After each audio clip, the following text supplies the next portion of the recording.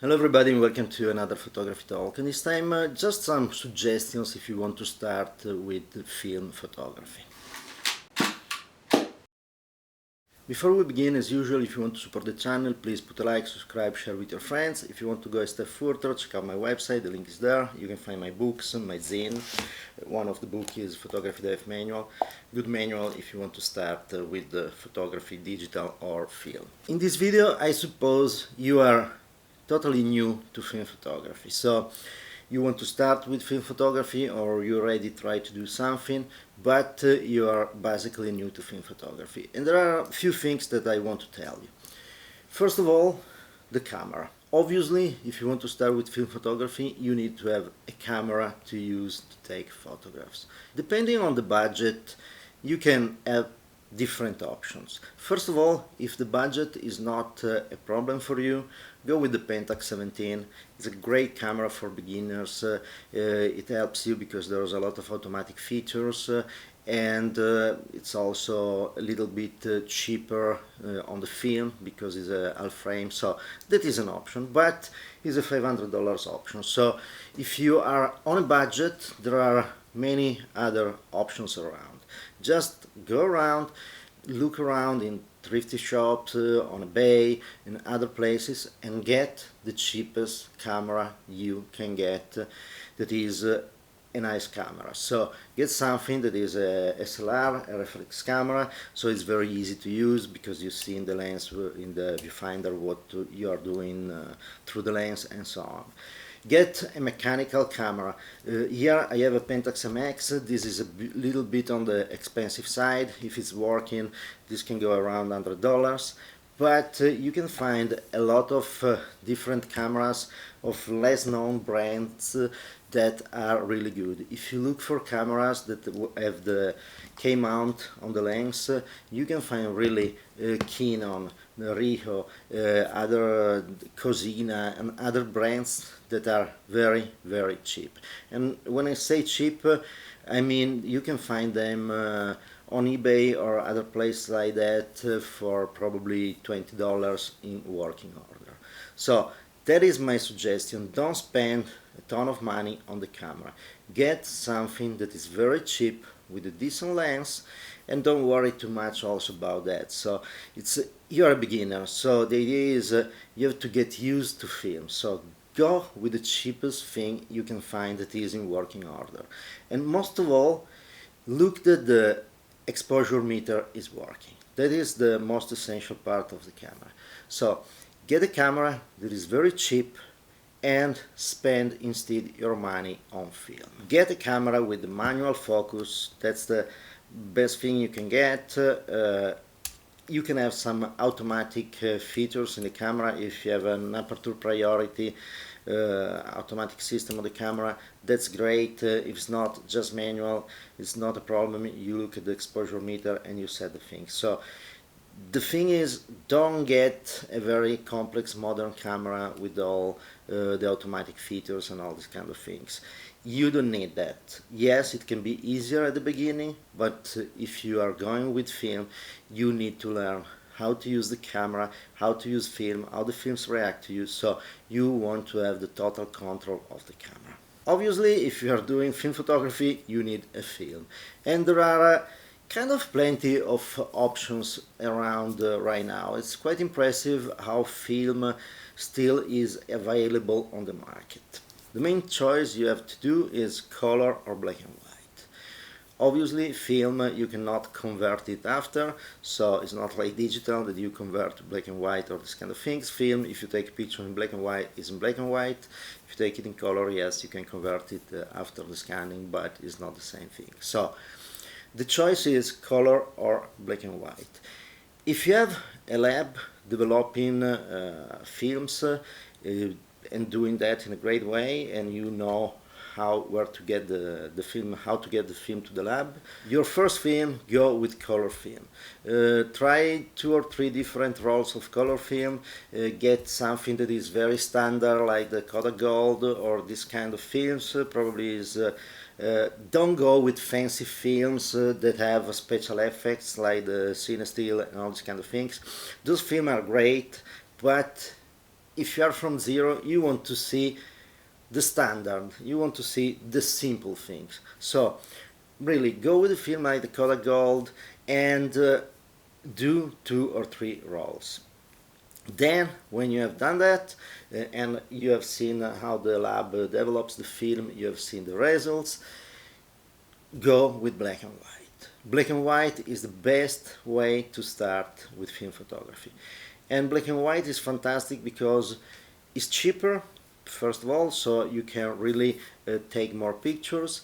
It makes very much easier to understand if you're exposing correctly and all these kind of things, and you can have more control of black and white because you can develop the film yourself. If you're doing black and white, you can do it also in color, but if you're doing black and white, just learn how to develop a film.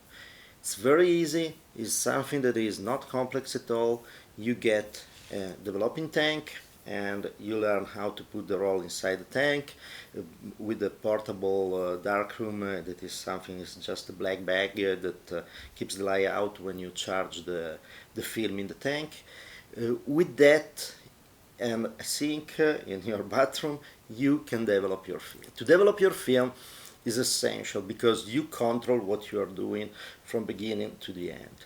Once you develop the film, you can scan it, you can reproduce it with a digital camera. There are many options.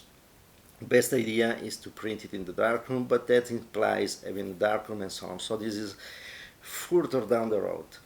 But as a beginner, if you enjoyed your first 3 rolls and you are going to do black and white, go developing your film. If you want to learn how to develop a film, it's very easy. You have a lot of tutorials online. Ilford, for example, has great tutorials on his page, and it's something that is absolutely easy. Talking about developing and learning how to expose the film and these kind of things, don't listen too much to sources online. Just follow the instruction from the film producer. If you use a film like Ilford or Kodak or these kind of films that are kind of also here, get a standard film. Those are films that the FP4 or the T-Max or the Triax, I think there is still still available. But go with traditional film. I really love Ilford, FP4, HP5 if you need a little bit more sensitive film. But these films are standards, so are easy to use, are easy to develop, and follow the instruction by the producer. You go online, there's a lot of people telling you overexposed, underdeveloped, do this, use this developer, the other developer, a lot of confusion about that. And yes, sometimes it's great to do variations when you are an expert and you want to obtain something a little more different and these kind of things. But if you are a beginner, just go on the producer website, look inside the box of the film. Usually when you open the box, there's written inside what is the developer that you have to use, the time, the temperature, and so on. And follow those instructions without worrying about anything else. That is the best thing to do. You do not want to insert other variables in the process. So you want to understand where are your mistakes and you want to understand these kind of things. So go with the standard things and see how it works. See the results, if the film is developed correctly, is exposed correctly, and so on. And at that point, eventually you can start to experiment. But just follow the instructions. Obviously, to use a camera and a film, you have to look for a subject and you have to take pictures of something. Go with the simple things. I have seen a lot of people starting with film photography, and the first roll they do is something is natural portrait of natural light inside a bedroom that is very dark and these kind of things. That is difficult because you need a high ISO film and all these kind of things, or it will be underexposed, and usually you see a lot of pictures underexposed, or these kind of things. Or I do a concert, I do sport, I do other things. you are a beginner, just go out and take simple things like landscapes. If you want to do portraits, it's okay. Go outside, find a nice place in the shade with a lot of light coming so you can have LOIs of film, and you can have decent shutter speed and aperture and these kind of things, and just do simple subjects. Really, I see in a lot of groups. I'm following a page about Pentax, the Pentax 17, and other film photography pages, and I see a lot of people that arrive is, wow, I bought the camera and I starting to use it because it's fantastic, and then, yeah, but I don't like the result too much and something like that, and you look and they use 100 days of film and try to do a portrait inside with just the light from the windows and these kind of things, and you think, obviously you are out of the range of the film and the camera. So do really simple subjects, good light, landscapes are perfect.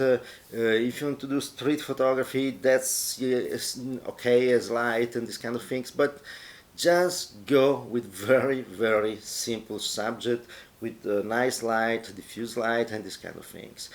And this is not to limit your creativity, but you are learning, and since you are learning, you need to eliminate also the ambient variable from the process. So if you go with a simple subject, you follow the instruction on the developing and go on in this way that is very easy, you see the results, you see that something is correct or not, and or you are doing something that is totally wrong, and so on. With a simple subject and a simple camera and simple developing, following the instruction, you must have good results. And I'm not saying good results as creating the most beautiful magic picture that will win a contest, but you will have a correct photograph. So go with very simple subjects. A lot of people is trying to give you online some tricks to create the perfect pictures and these kind of things. And I see a lot of beginners with film, a lot of young people, they do a lot of research online, and they start to, oh, this is the trick, this other trick, if I use the yellow filter it will be better because the sky is more dark, and all these kind of things. And a lot of those tricks are not actually tricks, it's just the rules, what you do in photography, but a lot of them are good. But the problem is you are at the beginning, so don't use filters on your camera, don't do all these kind of things. Am I talking about the first 10 rolls of your life? The first 10 rolls that you need to arrive at the point where you can see that you are doing the things correctly. You are able to load the camera, you are able to use the meter, you are able to focus manually, you are able to do all these kind of things. You are able to develop your film and do it properly, and so on. So don't use filters, don't use nothing, just get a camera, something like this, a normal lens, and go on. And by the way, talking about the lenses, also here I see a lot of people buying cameras with always fancy lenses, spending a lot of money on the lens and so on. And that's is good if you really like photography, film photography. If you tried it, you like film photography, go for that. But if you're a beginner, get a 50 millimeters. In this case is a 55 millimeters 1.8, and this is absolutely a fantastic lens from Pentax, but this is just a little bit more expensive. If you want, you have a, I talk about Pentax K-mount camera, but it's the same for Nikon, Canon, and so on. But get a camera, get the standard lens at this time. There was the 50 millimeters, usually 1.8 or 1.7. In the case of Pentax was 1.7, I think. And you get that 50 millimeters standard angle of view. There's nothing fancy on the lens. You can get these lenses for $20–30. So use a standard lens. On the first rolls, you don't care to have your you know, fancy subjects and do things that are strange. You are learning, so get the cheapest thing possible. Don't spend more than $100 camera and standard lens. Just stay down there and spend your money on film. Black and white film is around $6, $8, something like that. So if you save $60 on the camera, is 10 rolls of film that you can use to learn. Plus there's the developer and this kind of thing. So yeah, $200 saved on the camera, and you are paying all the experiences to learn how to photograph. Lens, go cheap with the standard 50mm. If you go with other focal lenses, it's usually much more expensive, and you're kind of inserting some complex things, complication in the shooting. So just 50mm, very standard, very nice camera, develop yourself, and all these kind of things. Scanning your images is another important part. As I said, don't go with the darkroom until you discover that you really love film photography. In that case, the darkroom is the best thing you can have in your life, but don't go that way unless you are sure, because it's a lot of money. So get your film and you can scan the film. And to scan the film is absolutely easy. If you have a scanner, okay. If you don't have it, just a backlight and reproduce with your camera. You have a micro lens or something like that on your digital camera, and you basically photograph the film. You can find online a lot of tutorials with that. And the important thing, keep everything simple also in that situation. So the first thing you want to do is you photograph your film. When you have your negative on the file, you open the file on your computer. Don't start to do a lot of elaboration on the image. Just go with the levels, so you can see that you have the blacks, that you have the white, invert in positive, obviously, because you are photographing a negative film, and evaluate from there. Start with that, so you can see what is on the negative. If you start with a lot of correction, a lot of curves, a lot of burn and dodging and this kind of things, those are all things that you will do when you are an expert. But on your first 10 rolls, just go flat, because you want to understand if the kind of negative you're obtaining, the kind of things are correct or not. So go simples with post-production. Your first 10 rolls, start to think that those images must not be shared. Unless you need some suggestion or something like that, think that those are tests. Start with the idea that you are taking photographs to learn. You are not producing anything that is beautiful. So you go around, you take the pictures and keep them to yourself, and evaluate them and play with them. Then after the 10 rolls, you can start to think, okay, I'm doing something that is actually fun and great. But the first 10 rolls, just do it for you to learn. This is what happened to all of us in the film era. We started usually as kid or young people, and yeah, the first 10 rolls was, if I go back to my first rolls, it was okay. There's ugly things in there. It's not that important to have something that is nice, something that is, you just play with it. And by the way, after 40 years, almost 45 years from my first roll, sorry, 47 years from my first roll, I look back at those rolls and I already see something that is mine in that images, as the search of the subject or something like that. But that doesn't mean that those are good pictures. Are very fun for me to watch, and it's something that if I will have to do the story of my life one day, those will be nice, but those are not beautiful pictures. So just think to take photographs, not sharing and so on. So you can liberate your mind from this idea that I'm using a film and I have to get something that is exceptional and new at the first moment. No, do the 10 rolls, just the idea is to waste them. Okay? Another important aspect when you go on film photography is to get out of your digital habits. And to get out of your digital habits, you need to be analog.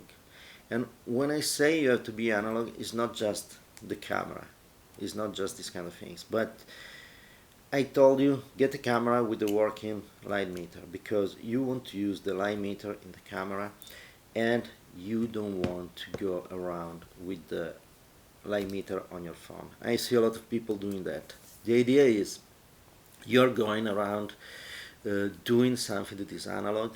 Be analog. Leave your phone in some places. Leave it at home if it's not a problem. If you are addicted to your phone, keep it in your car, and when you go out and take a walk to take pictures, leave the phone in the car. Be totally analog.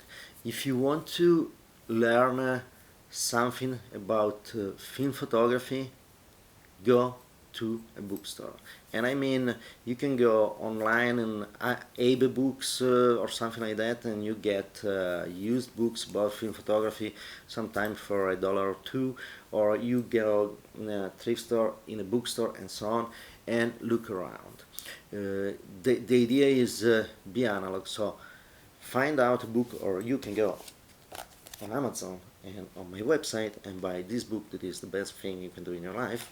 But jokes apart, if you want to go deep in film photography, get the Ansel Adams trilogy. And yes, my book is a good point for beginners, but I don't want to promote it too much. So get something as the Ansel Adams trilogy, or just simple any book that was an introduction to film photography, written in the 60s, 70s, and so on.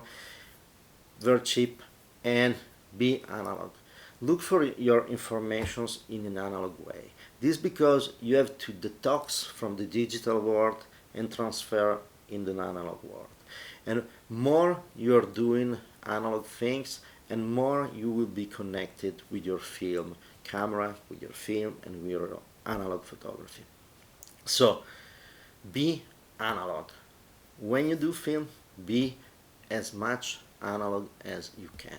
And I think this is all. If you follow these simple suggestions and you go on with this idea of 10 rolls that are just wasted, and you go with a very simple camera and you follow just instruction, keeping analog and all these kind of things, it will be so easy for you to start with film photography. Don't let the bad results that you see at the beginning distract you, or thinking that you need to find some special trick or these kind of things. If you follow the instructions and there's something wrong, probably you did something wrong during the process. So the idea is just keep it simple, follow the instruction, and learn how to do the process correctly. The mistake I see is a lot of people take some rolls of photographs, look, they are not happy with the results, and this is normal. If you have a new tool, usually you have to learn, there's a learning curve, so you are not happy with the results, and they start to panic and go online and search for, oh, trick, no, I have to overdevelop, no, I have to overexpose, no, I have to underdevelop, or yeah, I have to put the filter and the other things. Those are all things that you will do eventually later. But really, just keep it simple and start to think that if there's a mistake at the end, probably something you did wrong. And in this, you can, every books about film photography shows you at the end usually some examples of negatives and film and what went wrong. So you can go there, you can go, and don't ask online. If you ask online, you will have 50 different opinions on your pictures. So get a book like that, look at the samples of wrong things, and see if you understand what you did wrong. For example, you, I don't know, was developing at the wrong temperature, or something that all images are underexposed, and at the point you can see that perhaps you set the ISO, the ISO in a different numbers. It's not important what is the problem. The problem is learn how to identify the problem by yourself, and at that point you learn how to do the things correctly. And if for 10 rolls you arrive at the 10th rolls and everything is correct and everything is okay, and if you still love film photography after the 10 rolls and you still want to have an analog experience, you still like to be in a dark room, for example, or you still like to go around and leave your phone in your car and have this different experience, you still like the fact that when you take a picture and you see the pictures, a lot of time pass by usually, and there's a cost and all these kind of things, go on. And then you can read other books, you can read, you can follow people online talking to you and writing articles, but you will be able to discern what is right from what is just bullshit that is told to you. Go with that and be happy. But don't waste your money, don't waste your time, don't waste all these kind of things doing the things in the wrong way from the beginning. Do it right, and it will be a fantastic experience for you and a fantastic way to learn how photography works, and a fantastic way also to learn about you and your ability to get out of the usual system you used to learn, because in the digital world you are in a digital scheme, so you will learn how you do in an analog world, and you will learn a new system, and you will find a new side of you, because you will be in a different system and you will do the things in a correct way. Thank you very much for watching. See you next time.